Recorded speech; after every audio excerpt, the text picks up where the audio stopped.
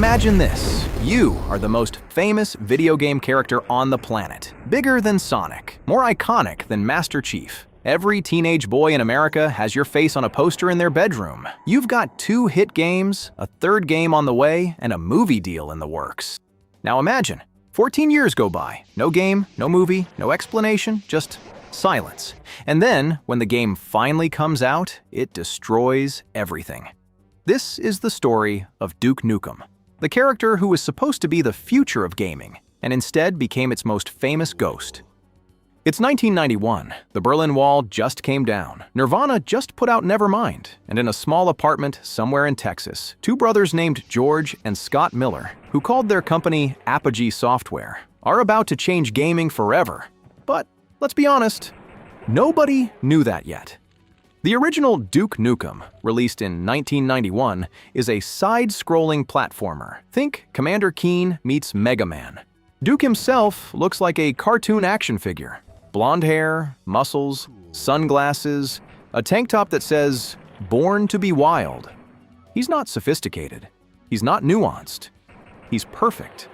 Duke Nukem the original isn't remembered much today, but it sold hundreds of thousands of copies through Apogee's shareware model, the brilliant early internet trick of releasing the first episode of a game for free and charging for the rest. It was guerrilla marketing before anyone had a word for it. And Duke was good. Not just good for the time, good. The controls were tight, the levels were creative, and the character, despite being a walking cliché, had something most video game protagonists desperately lacked: personality. Duke talked. Duke had attitude. Duke cracked jokes. In a world where Mario was a silent plumber and Sonic literally couldn't say more than, "I'm outta here," Duke Nukem was a one-liner machine. He was 80s action movies distilled into pixelated form. Schwarzenegger and Stallone and Bruce Willis all crammed into a single, extremely smug character. The sequel, Duke Nukem 2, came out in 1993, and it was bigger, louder, and more ridiculous. The fans loved it, but Apogee had bigger plans. Much bigger plans. 1996. The gaming world is in a war. On one side, Doom and Quake, id Software's reign of terror, the brutal kings of the first-person shooter. These games were dark, demonic, relentlessly violent. They were terrifying and brilliant, and they'd basically invented the FPS genre. Then along comes Duke Nukem 3D. And Duke doesn't try to compete with Doom on Doom's terms. Duke Nukem 3D does something radical. It makes the world interactive. You could look in mirrors and see your own reflection. You could shrink enemies down to the size of ants and then stomp on them. You could swim underwater. You could blow up walls. You could use a jetpack. You could walk into a movie theater and watch clips of actual Duke Nukem games on a movie screen inside the game. And in a move that would define Duke's entire brand forever. The world was adult. Strip clubs, seedy motels, police stations, moon bases, a Hollywood movie set. The game was irreverent and excessive and absolutely dripping with 80s action movie references. Duke quoted Evil Dead. Duke quoted They Live. Duke quoted Dirty Harry. Every room was a gag. Every level was a playground. And the multiplayer? The multiplayer was insane. Before dedicated servers, before matchmaking, before any of that, kids were setting up LAN parties in their garages to play Duke Nukem 3D Deathmatch for 12 hours straight. The game sold over 4 million copies. It was a phenomenon. 3D Realms, the new name for Apogee's commercial wing, was on top of the world. And somewhere in the buzz and the chaos and the money, they made a decision that would haunt them for the next 15 years. They decided to make the greatest video game ever made. Duke Nukem Forever was announced in 1997. The premise was simple. Take everything that made Duke Nukem 3D great and do it again. Bigger, better, more explosive, more outrageous. 3D Realms assembled a team. The hype was immediate and overwhelming. Then the development started. And it didn't stop for 14 years. Here's what happened. And it's a tragedy of ambition, not malice. In 1997, 3D Realms decided to build the game on the Quake engine. Solid choice. Makes total sense. Then id Software released Quake 2 with a newer, more powerful engine. 3D Realms looked at it and said, "We should switch." so they switched. Then Unreal came out. Even better engine. Switch again. Then Quake 3 Arena came out. Okay, switch again. By the time the team had rebuilt their demo for the third or fourth time, years had passed. The gaming world had moved on. Games that Duke Nukem Forever was supposed to compete with. Quake, Unreal Tournament had come, dominated, and faded. Halo had launched. The Xbox had launched. Half-Life 2 was out. World of Warcraft had 10 million subscribers, and Duke Nukem Forever still wasn't out. The team at 3D Realms, remember these were real people, talented developers, kept working. They released screenshots. They released trailers.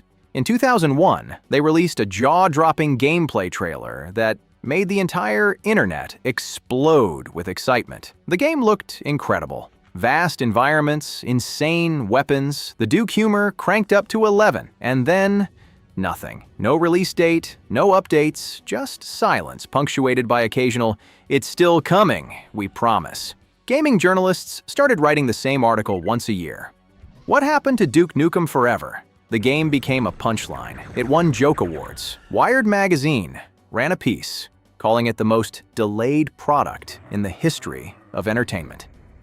George Broussard, the lead designer and co-owner of 3D Realms, later described his own psychology during this period as the perfect being the enemy of the good.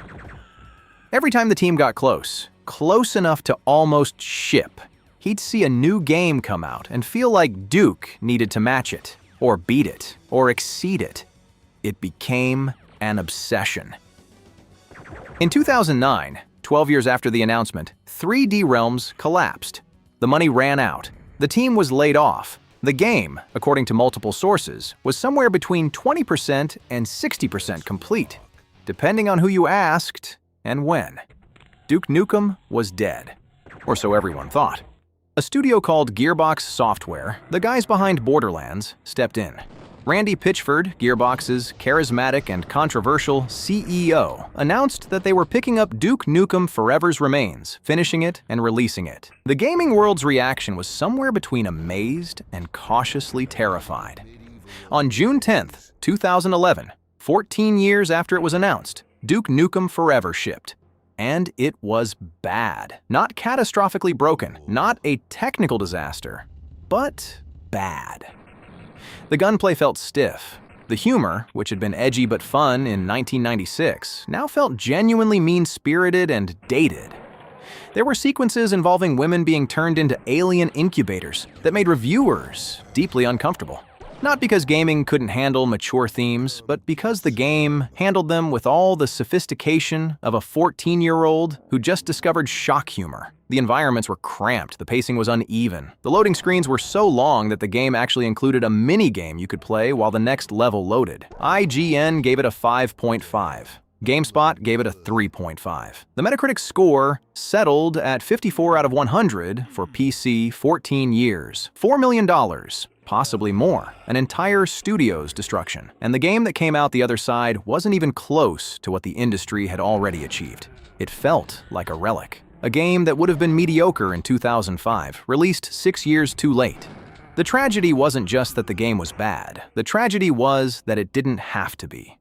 Here's what the story of Duke Nukem really teaches us. Timing in creative work isn't just important. It's everything. Duke Nukem 3D succeeded not because it was the best game ever made, but because it was the right game at the right moment. A game that understood its era, embraced its limitations, and turned excess into art.